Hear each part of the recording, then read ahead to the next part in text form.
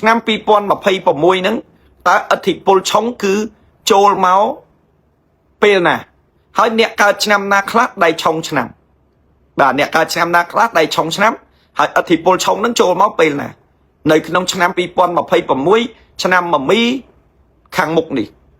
បងប្អូនមិនមែនឆ្នាំមមីឆ្នាំ2026ហ្នឹងចូលមកតតែចូលឆ្នាំខ្មែរទេណាអត់ទេណាបាទហើយក៏មិនមែនចូលមកតតែចូលឆ្នាំចិនទេអត់ទេណាគឺអធិពលឆុងសម្រាប់ឆ្នាំ2026ឆ្នាំមមីគឺចូលមកហើយចូលមកតាំងពីខែ11នឹងមកម្លេះចូលមកតាំងពីខែ11នឹងមកម្លេះហើយអធិពលវាធ្វើទុកខ្លាំងគឺនៅក្នុងខែ12ដែលជាខែជូតនឹងគឺប៉ះខ្លាំងមែនតែនតែម្ដងអញ្ចឹងសម្រាប់លោកអ្នកដែលកើតឆ្នាំចំនួន4ត្រូវមានការប្រុងប្រយ័ត្នអ្នកដែលកើតឆ្នាំចំនួន4ត្រូវមានការប្រុងប្រយ័ត្នហ្នឹងគឺមានឆ្នាំអីខ្លះទី1គឺលោកអ្នកដែលកើតនៅឆ្នាំមមីហ្នឹងគឺឆ្នាំ2026គឺត្រូវឆុង 100% បន្ទាប់មកទៀតបាទបន្ទាប់មកទៀតអ្នកដែលកើតនៅឆ្នាំជូតបាទអ្នកកើតឆ្នាំជូតគឺត្រូវឆុងចំនួន 100% ដែរមមីឆុង 100% ជូតឆុង 100% បាទអញ្ចឹងចាំណានៅក្នុងឆ្នាំ2026អ្នកកើតឆ្នាំមមីឆុង 100% អ្នកកើតឆ្នាំជូតឆុង 100% អ្នកកើតឆ្នាំថោះឆុង 50% អ្នកកើតឆ្នាំថោះឆុង 50% អ្នកកើតឆ្នាំឆ្លូវឆុង 50% អញ្ចឹងអ្នកដែលនៅក្នុងឆ្នាំ2026អតិពលឆុងគឺចូលចាប់តាំងពីឥឡូវទៅហើយនឹងធ្វើទុកខ្លាំងចាប់ពីខែ12ទៅអញ្ចឹងឆ្នាំដែលឆុងមាន4មានឆ្នាំមមីមានឆ្នាំជូតមានឆ្នាំឆ្លូវហើយនឹងឆ្នាំថោះអញ្ចឹងបងប្អូនសួរខ្ញុំថាតើឆ្នាំរកាឆុងដែរឬអត់ឆ្នាំរកានៅក្នុងឆ្នាំ2000ឆ្នាំរកានៅក្នុងឆ្នាំ2006ឆ្នាំមមីនេះគឺមិនឆុងទេហេតុអីបានជារកាមិនឆុងដោយសាររកាគឺជាដៃគូស្លាប់រស់ជាមួយនឹងឆ្លូវលកាគឺជាដៃគូស្លាប់រស់ជាមួយឆ្លូវគេថាឆ្នាំដែលគេបងប្អូនគ្នាលកានិងឆ្លូវហ្នឹងហើយឆ្នាំឆ្លូវស្រឡាញ់រកាខ្លាំងពេកពួកឃើញអ្នកកើតឆ្នាំរកាហ្នឹងមករយៈប្រហែលឆ្នាំចុងក្រោយហ្នឹងវាវេទនាពេកវាកើតទុកពេកអញ្ចឹងឆ្លូវសុកចិត្តចូលខ្លួនមកឆុងចំនួនរកាអញ្ចឹងឆ្លូវអត់ត្រូវឆុងនៅក្នុងឆ្នាំ2026ទេតាមពិតទៅត្រូវឆុងនៅក្នុងឆ្នាំ2027ប៉ុន្តែដោយសារឆ្លូវមានចិត្តសប្បុរសធម៌លះបង់ដើម្បីរកាអញ្ចឹងឆ្លូវអូតូម៉ាទិកឆុងវិញទៅជារកាលែងឆុងហើយឆ្លូវជាដៃគូស្លាប់រស់ជាមួយរកាអញ្ចឹងអញសុកចិត្តឆុងជំនួសរកាអញ្ចឹងឥឡូវអ្នកដែលកើតឆ្នាំឆ្លូវត្រូវឆុងនៅក្នុងឆ្នាំ2026ហ្នឹងអ្នកកើតឆ្នាំរកាអត់ឆុងទេប៉ុន្តែអ្នកកើតឆ្នាំរកាអត់ឆុងក៏ពិតមែនប៉ុន្តែយើងក៏ជាប់ពាក់ព័ន្ធជាមួយអ្នកឆុងដែរពីព្រោះយើងរាល់ឆ្នាំឆុងប៉ុន្តែឆ្នាំនេះអត់ឆុងអញ្ចឹងវាត្រូវជាប់ពាក់ព័ន្ធជាមួយនឹងអ្នកដែលឆុងដែរអញ្ចឹងយើងមិនមានបញ្ហាអីទេប៉ុន្តែយើងក៏ត្រូវមានការប្រយ័ត្នប្រយែងដែរសម្រាប់លោកអ្នកដែលកើតឆ្នាំរកាអញ្ចឹងសរុបមកវិញលោកអ្នកដែលកើតឆ្នាំចំនួន4មានឆ្នាំមមីមានឆ្នាំជូតមានឆ្នាំឆ្លូវហើយនិងឆ្នាំថោះព្រមទាំងឆ្នាំរកាដែលជាប់ពាក់ព័ន្ធដែរនោះគឺនឹងត្រូវឆុងនៅក្នុងឆ្នាំ2026ហើយឥទ្ធិពលឆុងគឺចូលមកចាប់តាំងពីពេលឥឡូវនេះហើយចាប់ដើមធ្វើទុកខ្លាំងនៅក្នុងឆ្នាំ2026ចាប់ពីឥឡូវទៅក៏ឆុងដែរហើយធ្វើទុកខ្លាំងធ្វើពីខែ12ហ្នឹងទៅខែជូតហ្នឹងគឺចាប់ដើមប៉ះហ្មងបាទជូតហ្នឹងខែ12ហ្នឹងខែធ្នូហ្នឹងគឺត្រូវចាប់ដើមប៉ះហើយធ្វើទុកខ្លាំងមែនទែនហ្មងអញ្ចឹងអ្នកទាំងឡាយទាំងពួងដែលកើតឆ្នាំទាំង5ហ្នឹងអត់អាចនៅស្ងៀមបានទេគឺយើងត្រូវតែទទួលនៅបញ្ហាច្រើនណាស់នៅក្នុងឆ្នាំ2026ខាងមុខហើយមិនបាច់ចាំ2026ខាងមុខទេចូលតាំងពីខែ12នេះទៅអញ្ចឹងពាក្យថាឆុងមួយម៉ាត់បកមកវិញថាអាក្រក់ណាស់អញ្ចឹងកិច្ចការងាររកស៊ីចំនួនជួញដូររឿងអ្វីក៏ដោយគឺមិនរលូនទេសម្រាប់យើងតែងតែមានឧបសគ្គតែងតែមានបញ្ហាតែងតែមានរឿងរ៉ាវចូលមកមិនចេះចប់មិនចេះហើយទាំងរឿងលុយកាក់ទាំងរឿងគ្រួសារទាំងរឿងការងារទាំងរឿងជីវភាពរស់នៅប្រចាំថ្ងៃថារឿងអ្វីក៏ដោយឲ្យតែអាក្រក់គឺចូលមកទាំងអស់ឥឡូវនេះអ្នកដែលកើតឆ្នាំមមីជូតអ្នកដែលកើតឆ្នាំឆ្លូវនឹងថោះមិនទាន់ចូលមកដល់2026ផងចាប់ផ្ដើមធ្វើទុក បណ្ដើហើយយើងឃើញខ្លួនឯងយើងដឹងហើយថាវាលំបាកបណ្ដើវាវេទនាបណ្ដើហើយអញ្ចឹងអ្នកទាំងឡាយទាំងពួងនោះតើត្រូវធ្វើយ៉ាងម៉េចដើម្បីកែខៃក្បួនហុងស៊ុយគេតែងតែមានគេហៅថាវិធីការក្បួនហុងស៊ុយគេតែងតែមានវិធីសាស្ត្រនៅក្នុងការកែខៃក៏ដូចជាវិធីសាស្ត្រនៅក្នុងការជៀសវាងផងដែរអញ្ចឹងយើងនៅក្នុងឆ្នាំ2026យើងឆុងពិតមែនប៉ុន្តែយើងមិនអាចដេកចាំឆុងបានទេយើងមិនអាចដេកចាំឆុងបានទេគឺយើងមានវិធីសាស្ត្រនៅក្នុងការកែខៃហើយក្បួននៅក្នុងការកែខៃនេះបើសិនជាយើងដឹងបើសិនជាយើងដឹងថាអូគេត្រូវកែខៃយ៉ាងម៉េចយើងអាចកែប្រែពីអាក្រក់មកល្អវិញបានអញ្ចឹងយើងឆុងយើងអាក្រក់ហើយប៉ុន្តែបើយើងចេះកែខៃយើងនឹងអាចប្រែពីឆុងនឹងឲ្យល្អវិញអញ្ចឹងនៅក្នុងឆ្នាំ2026នេះក៏សូមអបអរសាទរដល់លោកអ្នកដែលកើតឆ្នាំឆុងដែរហេតុអីបានទៅអបអរសាទរសម្រាប់លោកអ្នកដែលកើតឆ្នាំឆុងវិញព្រោះពាក្យថាឆុងអាក្រក់អីមិនអបអរសាទរបាទអបអរសាទរនឹងដោយសារអីដោយសារអ្នកដែលកើតឆ្នាំឆុងទាំងអស់បើសិនជាយើងបានកាត់ឆុងត្រឹមត្រូវយើងនឹងប្រែពីឆុងមកខ្លាយទៅជាផ្ទុះលៀបហើយផ្ទុះខ្លាំងទៀតបាទអញ្ចឹងបើសិនជាយើងកាត់ឆុងត្រឹមត្រូវយើងឆុងពិតមែនប៉ុន្តែបើយើងចង់ដឹងអំពីរបៀបនៅក្នុងបើយើងបានកាត់ឆុងត្រឹមត្រូវតាមក្បួនអានឹងយើងនឹងផ្ទុះលៀបផ្ទុះសំណាងយើងលែងមានបញ្ហាអីតទៅទៀតយើងឆុងយើងពិបាកយើងវេទនាយើងកើតទុកហើយប៉ុន្តែបើយើងបានកាត់ឆុងចេញត្រឹមត្រូវអ្នកដែលឆុងទាំងអស់នឹងផ្ទុះលៀបលែងឆុងបាទអញ្ចឹងអ្នកដែលកើតឆ្នាំមមីជូតថោះឆ្លូវហើយនឹងឆ្នាំរកាដែលជាប់ពាក់ព័ន្ធហ្នឹងអត់មានអីជាក្តីកង្វល់ផងឆុងក៏ឆុងទៅបើកង្វល់យើងអត់ដឹងរបៀបកាត់ឆុងប៉ុន្តែបើយើងបានកាត់ឆុងត្រឹមត្រូវយើងនឹងផ្ទុះលៀបផ្ទុះសំណាងអញ្ចឹងយើងត្រូវដឹងអំពីរបៀបនៅក្នុងការកាត់ឆុងហើយបងប្អូនខ្ញុំនិយាយរួមការកាត់ឆុងមិនមែនចេះតែកាត់តាមតែការនឹកឃើញទេមិនមែនបងប្អូនទៅកាត់នៅកន្លែងនេះទៅកាត់របៀបនេះអត់បានជោគជ័យទេ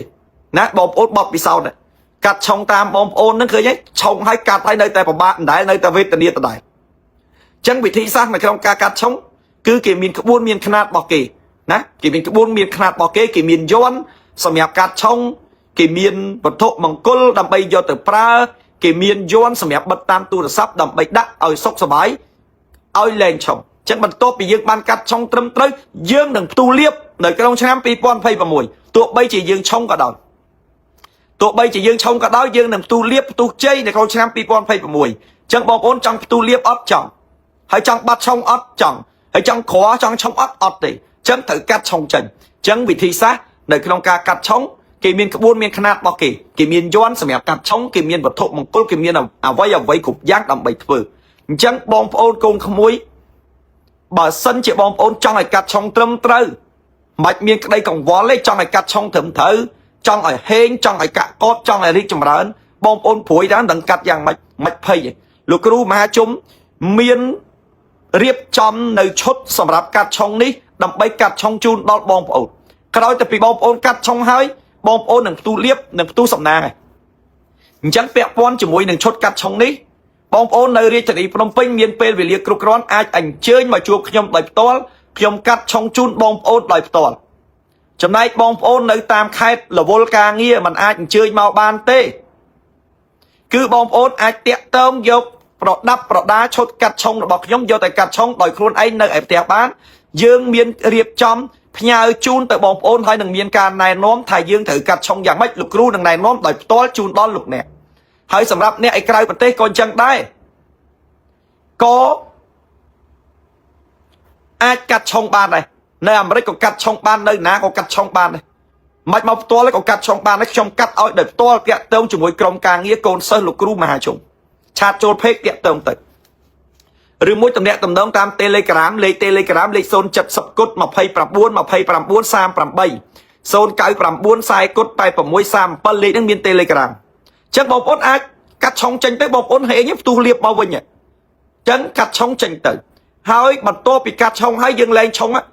យើងនឹងផ្ទុះលៀបទៀតហើយយើងសំណាងជាងឆ្នាំដែលគេអត់ឆុងទៀតព្រោះយើងឆ្នាំឆុងយើងបានកាត់ឆុងហើយយើងបានផ្ទុះលៀប ហើយចឹងអ្នកអត់ឆុងទៅមិនអត់ឆុងអត់បានកាត់ឆុងទៅតាមសមាជីវោទៅប្រៀបបានដូចជាយើងទៅឆែកសុខភាពចឹងយើងឈឺចឹងណាយើងឈឺពិតមែនប៉ុន្តែយើងលេបថ្នាំជាប្រចាំយើងអត់ងាយស្លាប់ទេហើយបើអ្នកអត់ឈឺអត់ខ្វល់អត់ដឹងថាខ្លួនឯងយ៉ាងម៉េចស្រាប់ទៅពេទ្យពិនិត្យអស់សួតអស់ថ្លើមបាត់អញ្ចឹងអាហ្នឹងវាអញ្ចឹងបងប្អូនត្រូវកាត់ឆុងដើម្បីឲ្យវានាំលៀបដើម្បីឲ្យនាំសំណាងដើម្បីឲ្យហេងដើម្បីឲ្យកាក់កបដើម្បីឲ្យរីកចម្រើនអញ្ចឹងកាត់ពីឥឡូវទៅអញ្ចឹងយើងត្រូវកាត់ឆុងហើយអ្នកដែលចង់បានឈុតកាត់ឆុងសូមកុំទម្លាក់លេខឲ្យសោះប្រយ័ត្នមានអ្នកខលទៅបោកប្រាស់ថាអូខ្ញុំកូនសិស្សលោកគ្រូមហាជុំចង់តាក់ទងឲ្យវេលុយវេកាក់អត់មានទេណាបាទហាមតម្លាក់លេខកុំវេលុយឲ្យចោលឆាតចូលពេកលោកគ្រូមហាជុំក្រុមការងារលោកគ្រូមហាជុំអត់មានតាក់ទងអត់មានទៅតាក់ទងកូនសិស្សមុននេះមានតែកូនសិស្សឆាតមកយើងបានយើងតាក់ទងទៅគាត់ហើយជំរាបដល់អ្នកនៅក្នុង TikTok ផងបើមានការអាចឆាតចូលពេកខ្ញុំមិនមានពេលឆ្លើយនៅក្នុង TikTok ទេបាទអញ្ចឹងយើងត្រូវកាត់ឆុងចេញ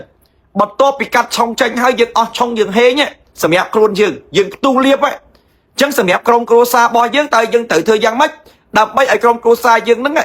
ល្អហើយក៏ជោគជ័យហើយក៏រីកចម្រើនផ្ទះរបស់យើងសុខសប្បាយពូជម្បោយើងហេងចំនួនជួញដូរយើងកាន់តកកបកូនចៅប្រុសស្រីស្ដាប់បង្គាប់គឺយើងត្រូវជាវប៉ប៉ែមាសយកទៅដាក់នៅក្នុងផ្ទះនេះបងប្អូនប៉ប៉ែមាសនេះគឺជាប៉ប៉ែនាំលៀបនាំសំណាងប៉ប៉ែនេះគឺជាសត្វសម្រាប់នាំសំណាងនៅក្នុងឆ្នាំ2026អញ្ចឹងនៅក្នុងឆ្នាំ2026នេះស្ដេចសត្វដែលសំណាងជាងគេបំផុតគឺប៉ប៉ែអញ្ចឹងប៉ប៉ែនេះមិនមែនប៉ប៉ែធម្មតាទេគឺប៉ប៉ែទេព